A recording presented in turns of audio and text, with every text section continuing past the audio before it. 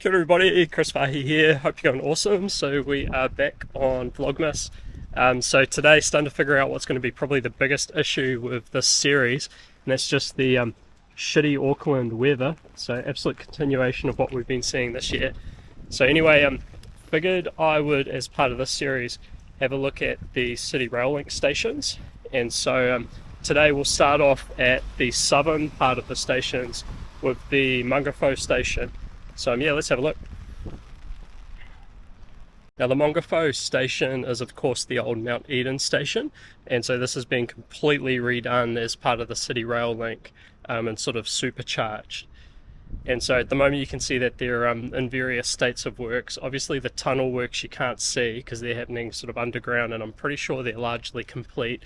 But what we are starting to see now is the above ground works around the stations themselves, and this particular station is quite hard to get a sense of what's going on just given its scale.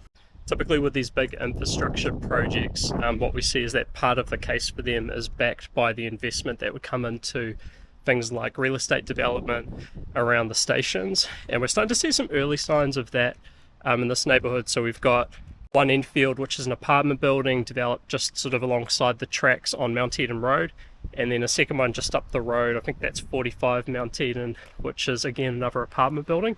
So starting to see little snippets of it, but perhaps not as much as you might expect, and it's almost surprising that there isn't more activity across the development and investment community kind of getting the early hook into what might be coming around this location, which could be quite a step change in terms of convenience for people to get into places like the city.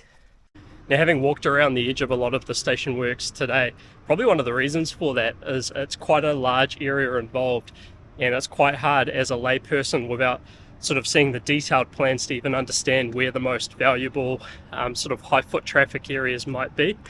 So that makes the investment a little bit harder, no doubt, for your average punter.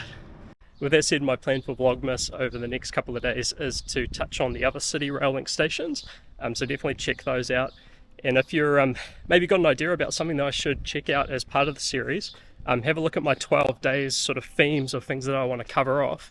And if you do have something that aligns with one of those, I'd love to hear from you. Pop out, check it out, and yeah, just do something kind of interesting. So yeah, we'll see you tomorrow.